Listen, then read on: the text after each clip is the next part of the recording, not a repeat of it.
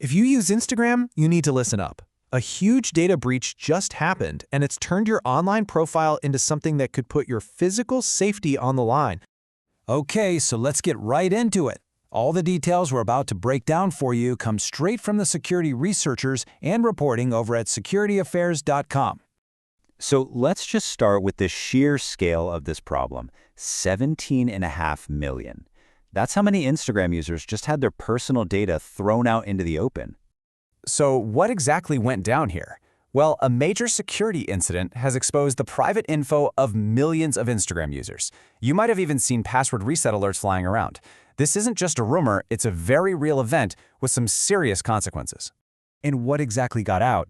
This is where it gets really concerning. It wasn't just a list of usernames.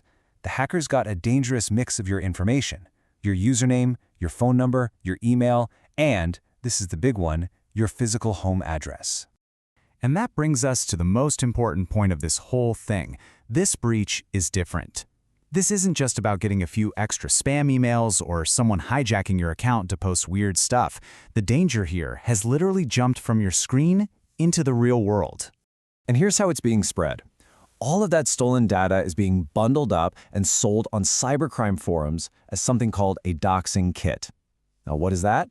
It's basically a file with all your private info packaged up and sold to people who want to cause you actual real-world harm.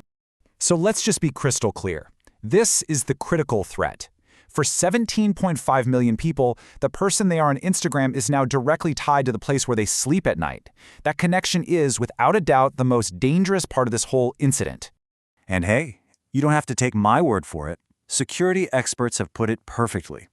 They've said this breach is, and I'm quoting here, turning a digital privacy breach into a potential real-world safety risk. The threat is no longer just behind a screen. So what kind of real-world risks are we actually talking about? Well, it includes things like stalking, identity theft, and extortion. But there's also an incredibly dangerous threat called swatting. That's where someone makes a fake emergency call to get a heavily armed police team sent to your house. It is terrifying and extremely dangerous. It's totally natural to be wondering, how in the world did attackers get their hands on this kind of sensitive information? I mean, was Instagram itself hacked? Well, the answer seems to be a little more complicated than that. So, how did they build these incredibly detailed profiles? Researchers believe it wasn't a single direct breach of Instagram's main servers. It's much more likely that they took a list of Instagram usernames and then mashed it together with data from other sources to connect the dots between your online and your offline life. And where does that other data come from? Well, it could be from almost anywhere, really. Think about it. Marketing lists, data brokers that sell information, or data leaked from e-commerce sites or other customer databases you've used over the years. Okay, that was the bad news. Now for the good news. You are not powerless here. There are immediate, practical steps that you can and should take right now to protect your account and your personal safety.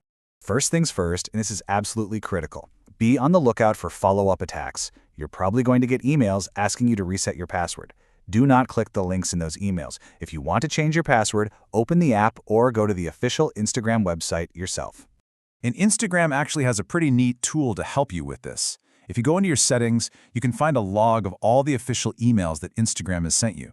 Use this feature to double-check if a security alert is the real deal or if it's just a phishing attempt trying to trick you into giving up your new password.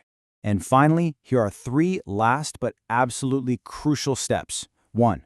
Turn on two-factor authentication, also known as 2FA, and use an authenticator app, not your phone number. 2.